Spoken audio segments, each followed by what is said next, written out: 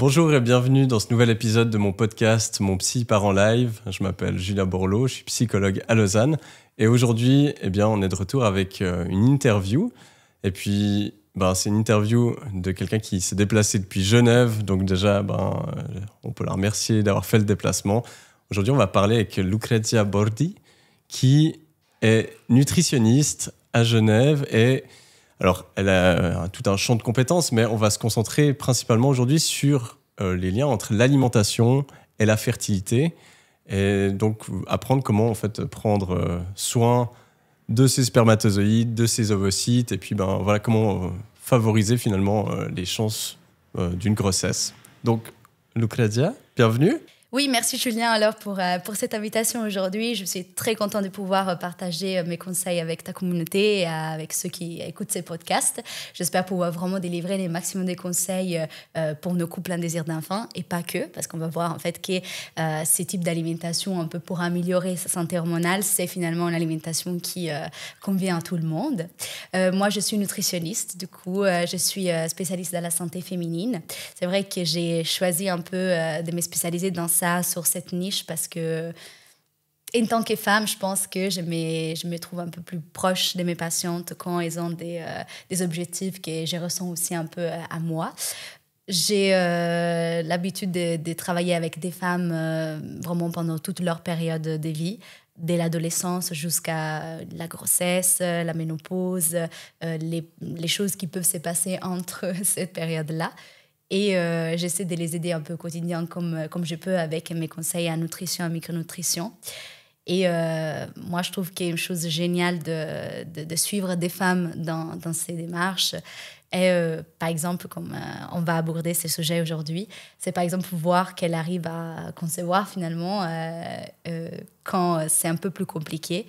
Pour moi, c'est vraiment une très belle satisfaction. Et c'est ça aussi, je pense, qui me pousse à encore vouloir me spécialiser plus dans ça et aller vraiment aider ces types de femmes-là. Ok, donc c'est vrai que c'est des décisions, des actions qui changent une vie, qui en créent surtout une. C'est ça. Donc c'est vrai que ça doit être... Alors, je pense que ça peut aller dans les deux sens. Hein. Autant ça peut être des fois difficile quand... Malgré ça fonctionne pas. Mm-hmm. Autant j'imagine que quand tout d'un coup ça peut aboutir, c'est vrai que ça doit être des super beaux moments, quoi. C'est ça, exactement. Par où parce que je trouvais intéressant, j'ai vu pas mal de nutritionnistes, déjà quelques-unes qui sont passées sur ce podcast. Mm-hmm. Et on était plutôt sur des aspects plutôt généraux. Je trouvais intéressant d'aller sur la fertilité, mm-hmm. déjà parce que c'est un sujet qui m'intéresse. Et puis aussi, je sais que si je regarde les statistiques un peu des gens qui me suivent, qui écoutent le podcast, alors il y a un peu tout un panel, mais le haut du panel, c'est toute la tranche 25-35 ans. Mm-hmm. Donc j'imagine que ça va parler déjà à pas mal de monde. Quelqu'un qui vient consulter, voilà, parce qu'il y a un désir d'enfant, par où tu commences ? Mm-hmm. Alors, déjà, il faut vraiment se rappeler qu'il n'y a pas que la nutrition à prendre en charge dans ces cas-là. Ce qui est important, en fait, aussi, c'est tous les côtés un peu psychologiques, la gestion du stress, également tout ce qui est activité physique. Du coup, c'est vrai que ce que je conseille aussi, c'est d'avoir une hygiène de vie qui est quand même sain, optimale. Et aussi, tout ce qui est limitation, éviter un peu d'être exposé à tous les perturbateurs endocriniens. C'est vrai que je vais parler de cet argument-là pour ensuite me lier à tout ce qui est nutritionnel. Mm-hmm. Parce que quand on parle d'alimentation, on sait que c'est quelque chose qu'on introduit dans notre corps. Du coup, on a des nutriments, on a des minéraux, on a des vitamines. On sait que c'est quelque chose vraiment qui aide dans nous. Mais même tout ce qui est notre environnement, tout ce qui est autour de nous, a une importance vraiment nécessaire. En fait, c'est nécessaire de pouvoir contrôler tout ce qui est autour de nous avant encore de penser à ce qui après va rentrer dans notre organisme. Alors, tout ce qui sont les perturbateurs endocriniens sont des objets, sont des ondes, sont des produits, tout ce qu'on peut avoir à contact avec notre corps ou pas.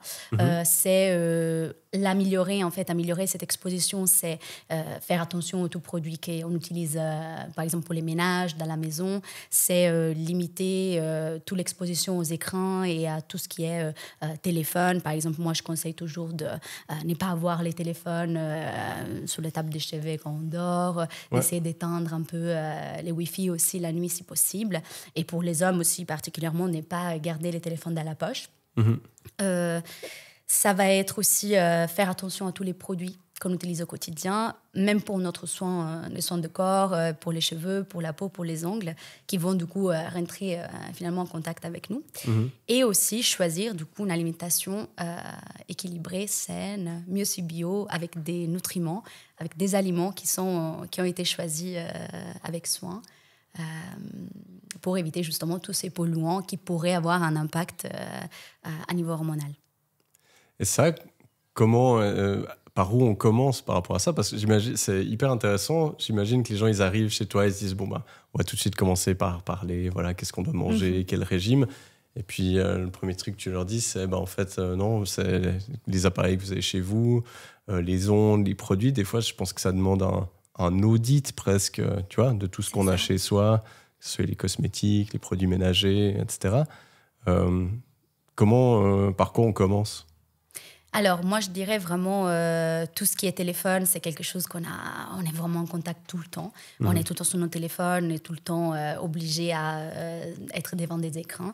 Alors, au moins la nuit, moi, je dis toujours, il y a des petits réflexes en fait à adopter, comme je disais tout à l'heure, voilà, éteindre les téléphones, faire attention à ne pas être trop devant l'écran, essayer de prendre des pauses par exemple le long de la journée, choisir avec soin, lire les étiquettes et par rapport à les aliments et par rapport à tous nos soins qu'on peut utiliser, mais vraiment juste c'est dire que on sait qu'on va être exposé de toute façon à quelque chose qui est polluant, mais délimiter au maximum ce qu'on peut faire dans notre environnement, dans notre maison par exemple, et commencer par là et ensuite voir un peu à l'extérieur comment on pourrait aussi limiter toute cette exposition néfaste. Donc là, tu nous parles de l'environnement, puis de l'environnement dans les produits, les appareils, etc. Maintenant, après, tu t'enchaînes avec quoi quand tu fais une consultation par rapport à la fertilité, au niveau de l'alimentation? C'est quoi les grandes choses auxquelles penser? Voilà, moi j'aime bien partir directement en expliquant à la personne qu'on va faire une grande distinction entre les aliments qui sont bons pour notre fertilité, qui vont être tous les aliments riches en nutriments, et ceux qui vont être un peu moins intéressants, qui vont être du coup pauvres en nutriments. Alors pour expliquer ces deux catégories, on va devoir réfléchir au fait que les aliments qui sont bons, ce sont des aliments colorés, riches en antioxydants, qui viennent d'une alimentation équilibrée, saine, mais ce sont des produits bio ou quand même de bonne qualité, d'où fait maison, voilà, vraiment tout ce qu'on trouve tel quel dans la nature. Et essayer de limiter un tout petit peu tous les aliments qui peuvent être très pauvres en nutriments, les aliments ultra transformés, avec des cuissons, par exemple frits, voilà, ou emballés dans du plastique, ou qui viennent de très loin, du coup, qui ne sont pas locaux, ne sont pas de saison. L'alcool, tous les excitants, les boissons un peu à base de caféine, etc. Et bien comprendre un peu ces deux catégories pour se dire, voilà, est-ce que je peux avoir... Enfin, déjà, se poser la question, est-ce que l'alimentation que j'ai maintenant est une alimentation pour optimiser ma fertilité? Quels sont, du coup, les changements que je devrais mettre en place? Et bien faire cette distinction entre ces deux catégories pour se dire, OK, je sais qu'est-ce qu'il faut que je rajoute dans mon assiette et qu'est-ce qu'il faut que je limite, du coup. OK. Et si on va précisément un peu dans tout ça, donc tu disais un bon repère pour l'alimentation des aliments qui sont antioxydants, c'est notamment la couleur. Exactement. C'est quelle couleur qu'on doit viser? Voilà. Alors moi je dis toujours visez à avoir un peu l'arc-en-ciel dans votre assiette. Du coup, tout ce qui est très coloré, mais aussi très varié. On pense bien évidemment tout de suite à tout ce qui est fruits et légumes, qui sont très, très riches en antioxydants. On va penser au baies, à la patate douce, aux légumes à feuilles, des couleurs vertes. Et on va se dire, voilà, il faudrait qu'il soit au moins 50% de l'assiette, du coup, qui donne bien cette couleur à l'intérieur de notre assiette. Et Après, on va les choisir des bonnes qualités. Du coup, on va les choisir, comme je disais tout à l'heure, plutôt bio si possible, locaux, des saisons, parce que bien évidemment, ils vont être de plus en plus riches en antioxydants par rapport à tous ceux qui viennent des plus loin et qui ont été trimballés un peu à droite et à gauche avec les transports. On va essayer vraiment d'en avoir de manière journalière et à chaque repas. Et peu importe finalement s'il y en a pas assez, on peut toujours se rattraper au repas suivant. Mais c'est vrai que de tout ce qu'on peut avoir dans l'assiette, la couleur vraiment variée, c'est ce qui compte en fait. C'est la chose plus importante. Ok. Et c'est intéressant parce que je pense que, déjà, sur Internet, sur les réseaux sociaux, donc toi, tu es aussi très présente là-dessus, on peut vite trouver un peu de tout. Et puis, des fois, on tombe, j'ai l'impression, dans des régimes très stéréotypés. On a l'impression que finalement, on a une liste de 10 aliments. Et puis ça, c'est les aliments qui sont sains. Puis tout le reste, il faut éviter. Alors que je trouve intéressant, ça enlève aussi beaucoup de pression sur le fait de dire, en fait, c'est important d'avoir un truc varié. Donc, peu importe les légumes, les fruits, mais d'avoir des différentes couleurs, de varier en fait tout ça. Ça permet déjà aussi d'avoir peut-être plus de plaisir et pas avoir des trucs très stéréotypés. Tu parlais du transport, la conservation. C'est quoi comment ça s'altère, ces antioxydants? En fait, les antioxydants, sont contenus dans des aliments qui sont très fragiles. Du coup, c'est vrai que les plus on les touche, les plus on les travaille, les plus ils voyagent, etc., les plus ils vont perdre tous ces nutriments vraiment essentiels. Et pas que quand on cherche vraiment à optimiser notre fertilité, mais pour avoir une assiette qui, finalement, ça nous rapporte énormément de vitamines, énormément de minéraux entre-temps. Et c'est vrai qu'en choisissant des aliments qui sont près de nous, qui sont aussi des saisons, on va limiter tous ces gros voyages, tous ces trajets. Ça fait du bien aussi à niveau écologique. Et on va vraiment savoir que la pomme, l'abricot, la pêche qu'on achète à côté, elle va vraiment nous apporter toutes ces qualités, en fait, tous ces bienfaits. Je pense qu'il y a une info là qui est en train de faire paniquer certains auditeurs ou auditrices, et particulièrement la communauté italienne qui va probablement écouter cet épisode. C'est que tu parles de la caféine. Oui. Qu'est-ce qui est problématique avec le café au niveau hormonal? Alors au niveau hormonal général, mais aussi au niveau fertilité. C'est ça. Alors déjà, oui, c'est un argument très, très sensible. Après, moi, je trouve, comme on disait tout à l'heure, que c'est vrai que la flexibilité, les faits de se faire quand même du plaisir, ça reste quelque chose de vraiment nécessaire, même si on est en train de suivre une alimentation pro-fertilité. Et c'est vrai que quand je dis aussi limiter un tout petit peu et plutôt privilégier d'autres aliments, ça ne veut pas forcément dire supprimer de manière définitive, même si on sait que ces aliments-là ou ces boissons-là, la caféine, etc., peuvent avoir un impact pas forcément intéressant sur notre corps. La caféine, c'est un excitant, ça va être un produit acidifiant, ça va être quelque chose qui apporte pas vraiment des nutriments en fait à notre corps. Et pour certaines personnes qui peuvent être un peu sensibles aussi aux produits qui en contiennent, risque d'être un peu inflammatoire. Oui. Du coup, ça va être vraiment pas un aliment qu'on va mettre à haut de la liste. Ok. Tu parlais de l'alcool aussi. Tout à fait. Ça a le même effet, parce que c'est aussi quelque chose d'assez acidifiant. Très inflammatoire. Et puis, bien évidemment, on peut se faire plaisir de temps en temps, mais c'est vrai que l'alcool, il nous apporte vraiment des calories vides. C'est des calories, mais sans vraiment des bonnes valeurs nutritionnelles. Enfin, il n'y a rien du tout.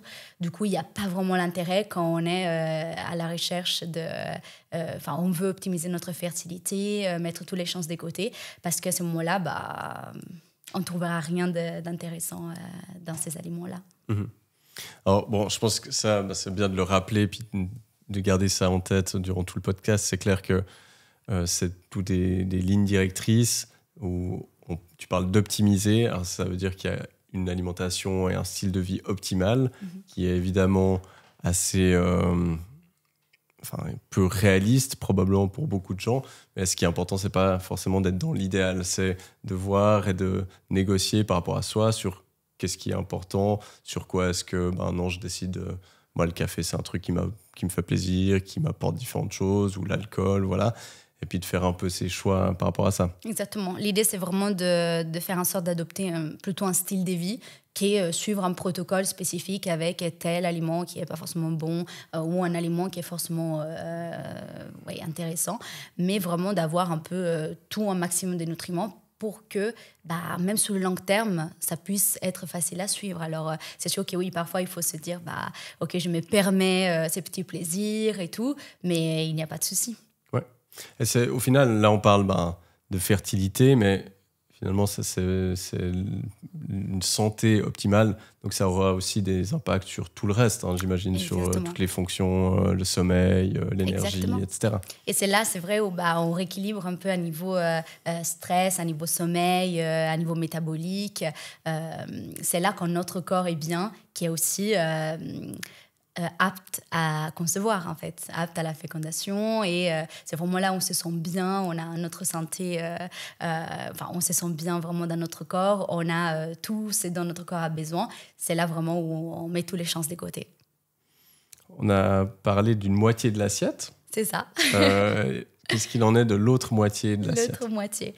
Alors, il y a... il faudrait avoir, du coup, on a parlé, la moitié de l'assiette, les 50%, soi-disant, de ces légumes qu'on va choisir, du coup, des saisons locaux, mieux si bio.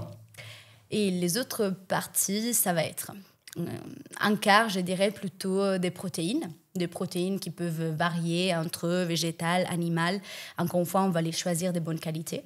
C'est-à-dire, si on va choisir des protéines de type animal, on va vraiment faire attention à leur provenance, comment les animaux sont élevés, comment ils sont nourris, c'est très important. Et aussi, si on veut les introduire de manière végétale, bien varier également les sources. On peut les retrouver dans tout ce qui est légumineuses, les céréales complètes, des graines oléagineux, etc., dans certaines algues. Du coup, pourquoi pas vraiment essayer de varier pour avoir un maximum de tous les nutriments qu'on puisse avoir.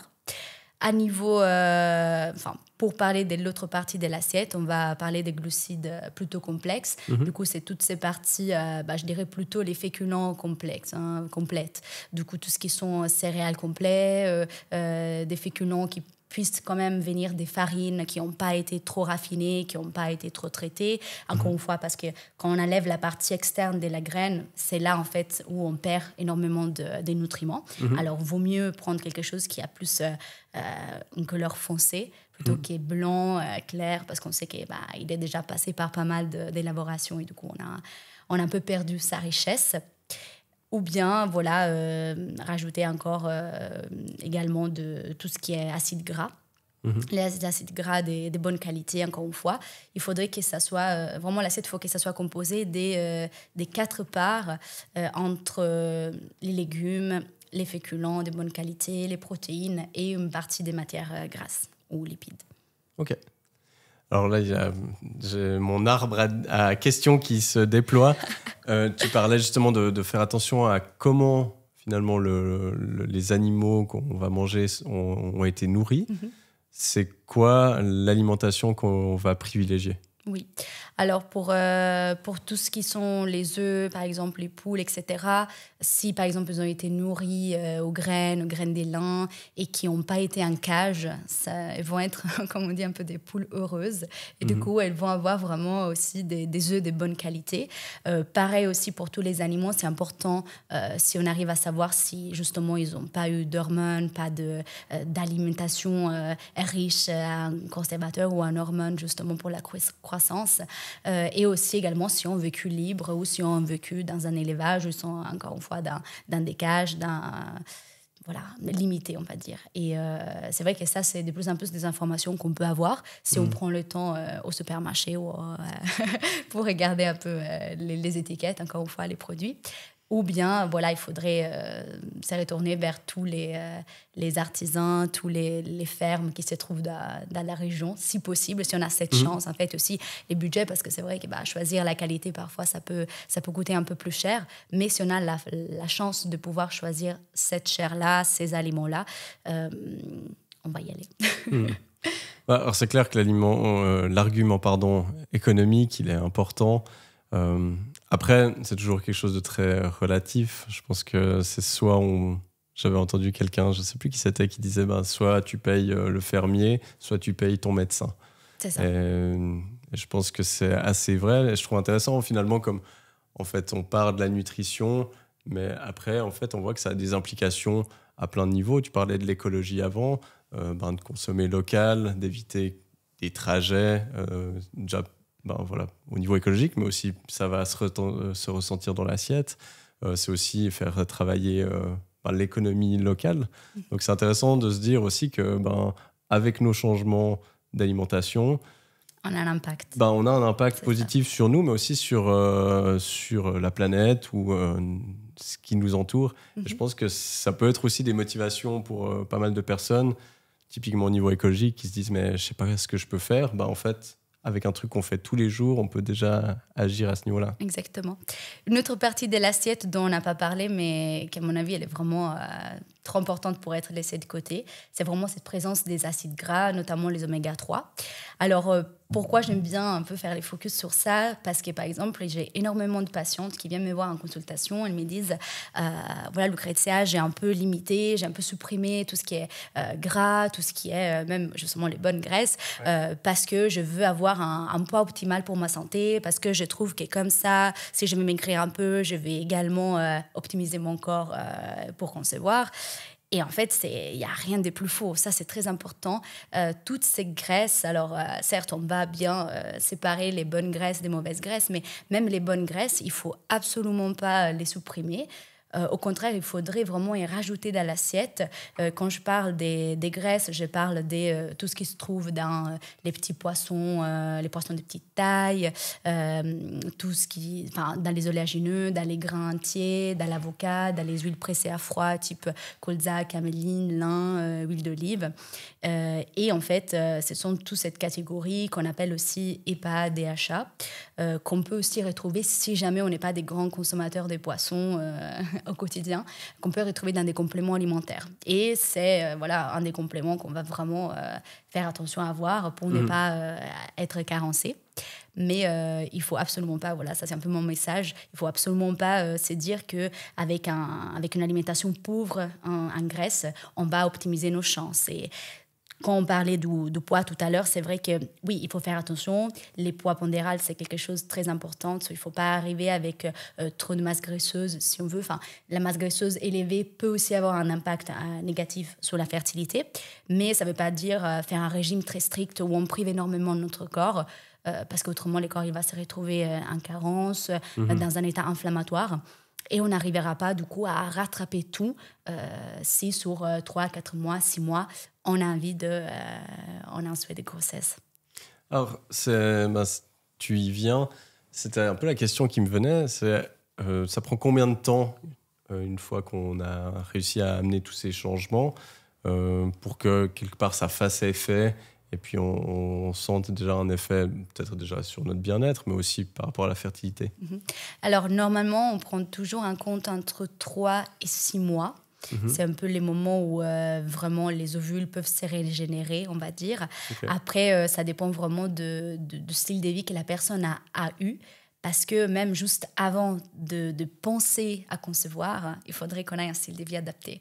Alors, c'est pour ça aussi que quand je parle d'alimentation, quand je parle de supplémentation, le plus tôt possible, le mieux c'est.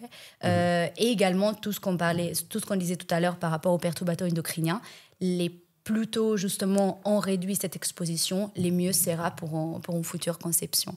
Et après, il y en a qui mettent un peu plus de temps, il y en a d'autres qui mettent un peu moins de temps.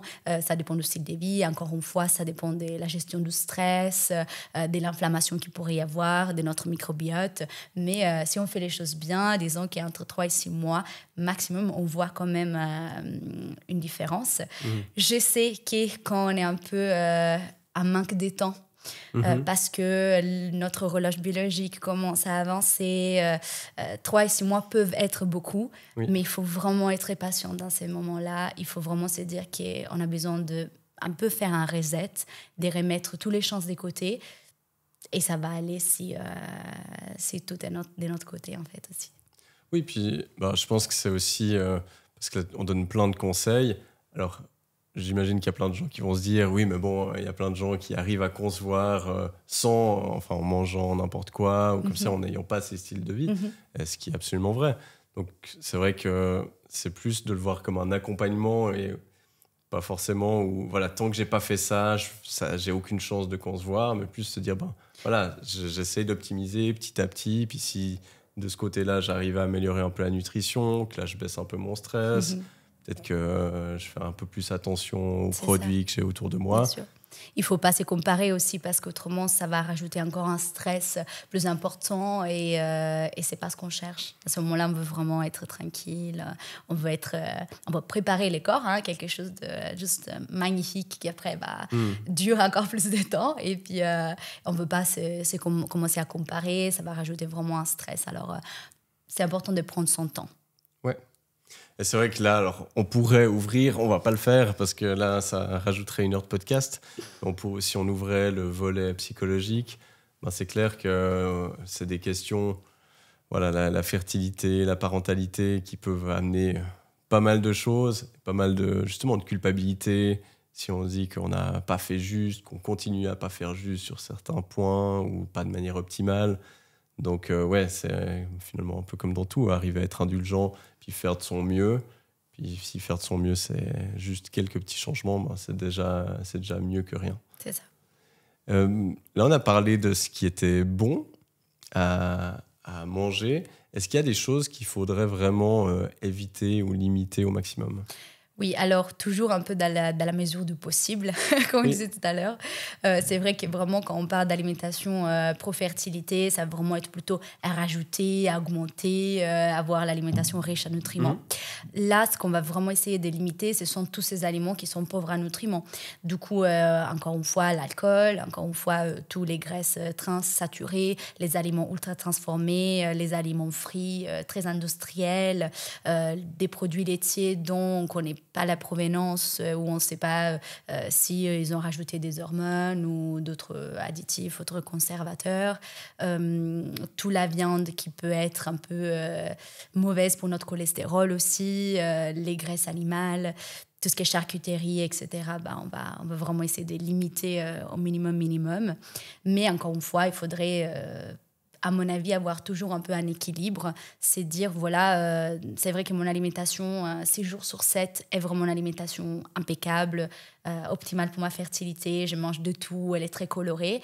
Si de temps en temps, ça arrive de faire des écarts, entre guillemets, ou avoir envie de quelque chose qui est interdit, à ce moment-là, on pourrait se dire, est-ce que je n'ai vraiment besoin ou pas, mais si ça arrive, c'est pas si grave, mais... Voilà, c'est important quand même de sensibiliser, de se dire qu'on n'a pas forcément besoin de ça, de ces aliments-là. Oui, alors c'est vrai qu'il y a cette vision, je pense, qui est plutôt à éviter, d'avoir les aliments permis, puis ceux interdits. C'est un peu le meilleur départ pour les troubles alimentaires. Exactement, ça risque de faire partie dans un cercle vicieux où justement on rajoute encore du stress à notre corps. Finalement, on va être attiré par ces aliments qui ne sont pas forcément bons pour notre santé. Et du coup, on ne met pas vraiment les chances de notre côté. Oui, puis c'est quelque chose où je pense... Alors, des fois, ça demande un gros changement au niveau réflexion, comme ça, rien que de comment est-ce qu'on fait nos courses. C'est vrai que j'ai eu une phase où j'avais un peu passé sur Yuka tout ce que je mangeais d'habitude. Et puis, au bout d'un moment, j'étais là, mais en fait, les 3/4 du magasin, même plus, je les considère même plus parce qu'il y a des conservateurs ou des choses qui sont vraiment pas top. Donc, au début, ça met une cassure. Et moi, je me rappelle que je faisais ces changements. Je me disais, mais je sais plus quoi manger. Et puis, petit à petit, en fait, ça force à s'intéresser un peu plus, puis à découvrir d'autres recettes, d'autres épices aussi. Et puis finalement, ça amène aussi de la créativité.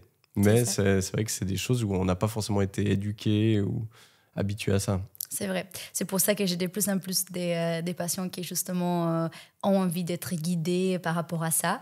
Et finalement, une fois qu'ils viennent en consultation et qu'ils apprennent qu'est-ce qu'il faudrait faire, comment il faudrait choisir, etc., Après, c'est parti pour de long terme et ils peuvent le partager aussi avec les autres. Et c'est pour ça aussi qu'on est là aujourd'hui, pour essayer vraiment de partager les plus d'informations possibles pour ceux qui ont cet objectif. Typiquement, un suivi avec toi, ça prend combien de temps en général? Ça dépend. Vraiment, pour moi, ce qui est important, c'est d'amener les plus près possible de son objectif la personne. Et quand, même si elle n'a pas atteint son objectif, elle se sent prête à continuer toute seule, qu'elle puisse avoir en fait tous les clés en main pour finalement passer à ce de long terme. Et pour moi, chaque suivi, c'est vraiment une remise en question, c'est en parler de comment ça s'est passé le mois, parce que je vois mes patients une fois par mois. Comment les mois s'est déroulé, s'il y a eu des complications, si tout a été fait de manière facile, sans trop de frustration, sans trop de culpabilité, qu'on se sente bien, en fait. Et vraiment, j'ai des patientes que je suis depuis un an et demi, parce qu'elles ont des grands objectifs, ou parce qu'elles se sentent pas, surtout pas seules, elles se sentent pas vraiment prêtes à partir sans mon suivi, sans mon aide. Et d'autres qui, en 2-3 mois, c'est bon, elles ont appris. Elles ont fait la paix avec l'alimentation, comme j'ai dit moi, et elles peuvent partir dans leur objectif.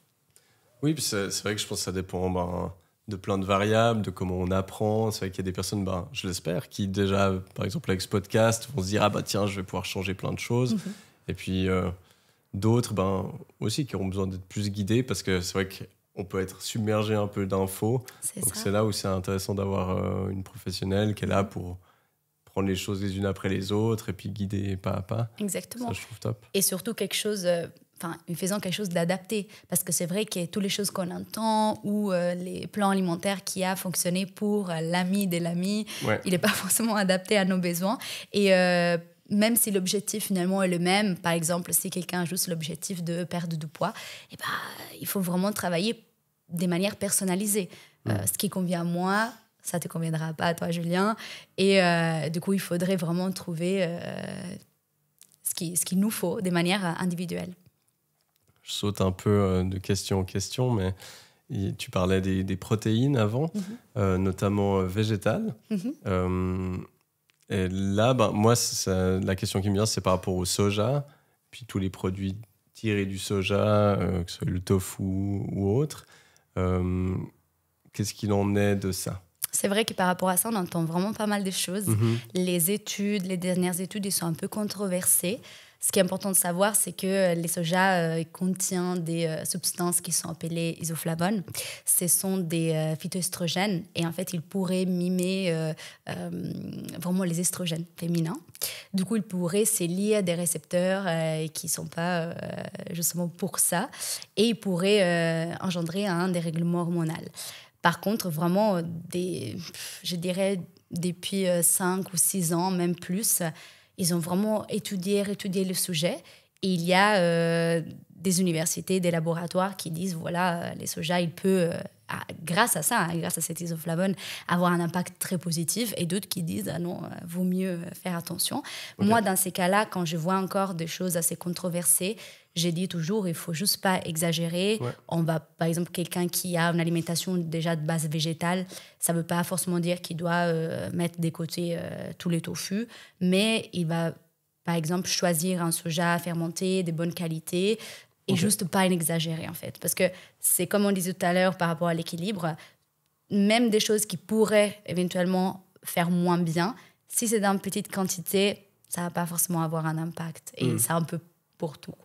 Ou à l'inverse, justement, des choses qui sont bonnes pour la santé. Si on se dit « Ah, ça, c'est l'aliment, je mange plus que ça », on va perdre en diversité et puis on va perdre aussi toutes ces interactions. C'est sûr. Est-ce qu'il y a d'autres choses qu'il faudrait peut-être éviter, des aliments ou... On a parlé tout à l'heure de l'importance des acides gras. Oui. Et c'est vrai que j'ai mentionné les petits poissons gras qui sont vraiment l'aliment un peu par excellence, qui a vraiment cette bonne graisse.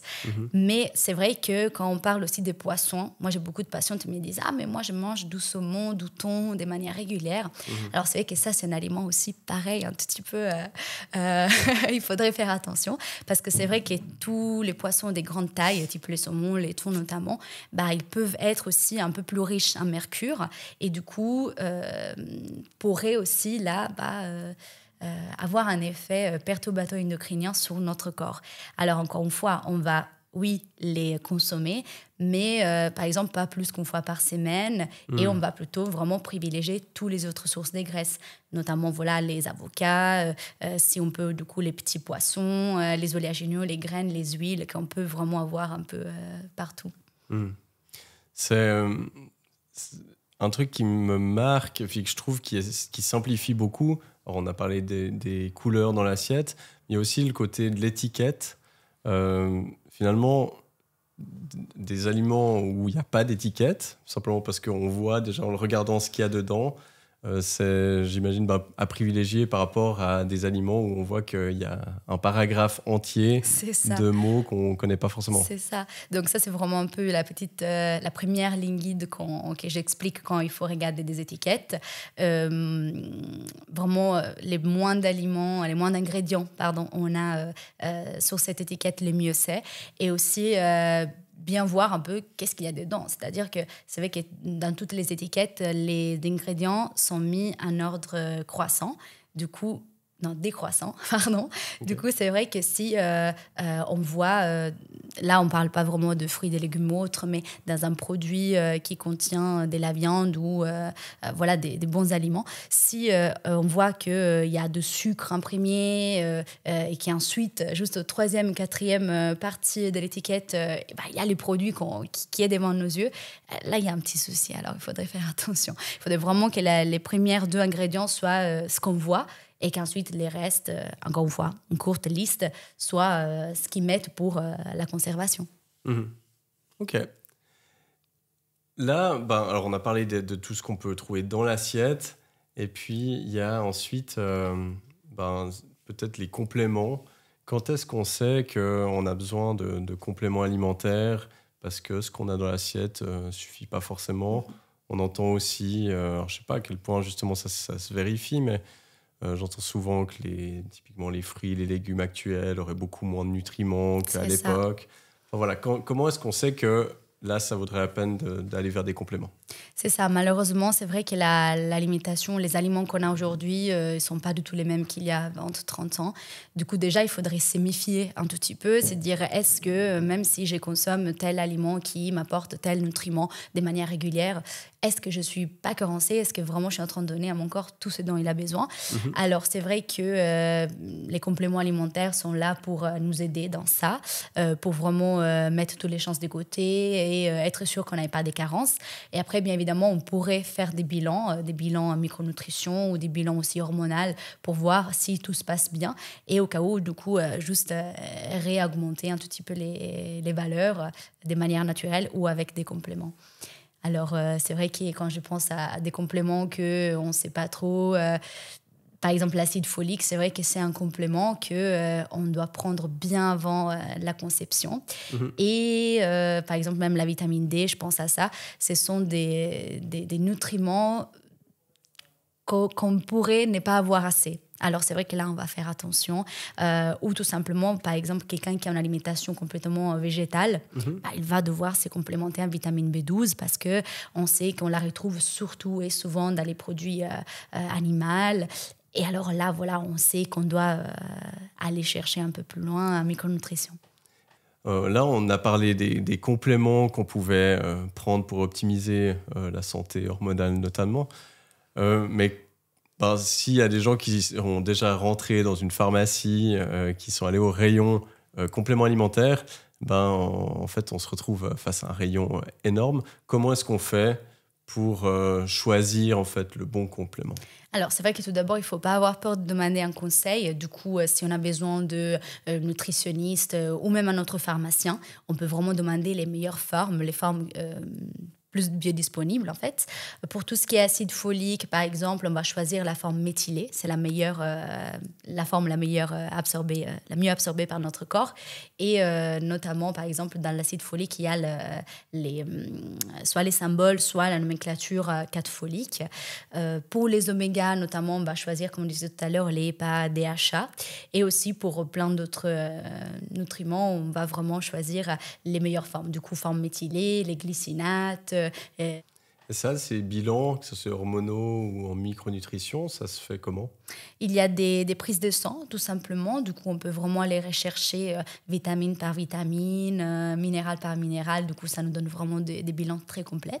Moi, personnellement, en consultation, je fais aussi comme de la biorésonance, mais ça s'appelle spectrophotométrie. C'est avec un outil qui va justement mesurer la résonance vibratoire des éléments à l'intérieur de notre corps. Ok. C'est pas invasif, du coup, ça fonctionne avec justement la lumière. C'est une méthode assez ancienne, en vrai, Ok. mais là, ça est ressorti depuis quelques années et c'est quand même assez précis. Du coup, moi, si je peux, je vais le proposer. Et vraiment, en retrouvant cette résonance vibratoire de chaque élément chimique, il va nous donner aussi un bilan, grâce à des algorithmes, un bilan très précis sur tout ce qui est minéraux, vitamines, métaux lourds, antioxydants. Du coup, c'est intéressant. De plus en plus, on a pas mal de choses qu'on peut faire pour aller chercher plus loin. Ok. Et au niveau hormonal, c'est aussi ces méthodes-là que tu utilises ou... Alors non, pas vraiment. C'est vrai que pour une prise de sang hormonale, on va vraiment plutôt se retourner vers un laboratoire qui nous fait une prise de sang spécifique. Normalement, ce sont des prises de sang qui se font entre les 3e et 5e jours des règles. Du coup, vraiment très spécifiques pour pouvoir voir les hormones où ils sont. Et à ce moment-là, c'est vrai que si on a telle ou telle hormone qui est déséquilibrée, et ben là, avec certains aliments qui peuvent améliorer ou augmenter ou baisser les taux, on va y travailler, on va les rajouter, ainsi qu'avec des compléments. Tu parlais au tout début que, surprise, la conception, c'est un projet de couple. Alors, là, on a parlé pas mal peut-être de la femme. Mais alors, je sais pas, peut-être c'est pas spécifique, mais typiquement l'acide folique ou comme ça, c'est plus les femmes que ça concerne. Est-ce qu'il y a des différences, justement, pour la femme ou l'homme qui doivent... être pris en compte? Oui. Alors déjà, vraiment, je vais t'apprendre quelque chose. C'est vrai que l'acide folique, il faudrait aussi que l'homme le prenne. Ok. Alors ça, c'est une chose que pas tout le monde sait, mais c'est vrai que souvent, on peut avoir des carences et c'est vrai que si l'homme et la femme ils prennent, ils augmentent encore plus leurs chances. Du coup, c'est ça en fait, c'est l'idée reçue, comme tu dis tout à l'heure, de la femme qui doit faire attention à son corps parce que c'est comme elle la porteuse de l'enfant et puis du coup, qu'elle doit faire attention vraiment à son stress, à son corps, à son activité physique. Mais non, comme je disais tout à l'heure, il y a bien aussi une partie que l'homme doit faire. Alors notamment, c'est vrai qu'à un niveau complément, ça serait toujours bien aussi de faire une prise de sang ou un spermogramme aussi pour voir un peu la qualité, etc. Mais c'est important qu'ils se supplémentent un peu comme la femme et surtout, par exemple, qu'ils prennent des compléments antioxydants. Notamment, il y a un complément que j'aime beaucoup, c'est la coenzyme Q10 et c'est un complément qu'on utilise chez la femme. Du coup, il est très antioxydant, il est très intéressant au niveau ovarien et tout ça. Mais pour l'homme aussi, il va vraiment avoir un impact positif sur les spermatozoïdes. Et alors, on le sépare tout le temps, mais c'est vrai que c'est quand on ajoute ça à notre alimentation, plutôt, je dirais, un complément parce que la coenzyme Q10, on ne retrouve pas énormément dans les aliments. Alors là, on va vraiment rajouter des chances. Et c'est à peu près, du coup, les mêmes compléments, finalement, pour hommes que pour femmes? À peu près. Après, tout ce qui est santé masculine, on va vraiment aller spécifiquement dans les antioxydants, dans les zinc, dans la vitamine E, dans la vitamine A. Après, la femme, elle doit faire un peu plus attention peut-être à son iode, du coup, pour tout ce qui est à niveau thyroïde, son fer. C'est un tout petit peu différent, mais il faudrait que l'homme aussi se complémente. C'est intéressant parce que c'est vrai qu'on...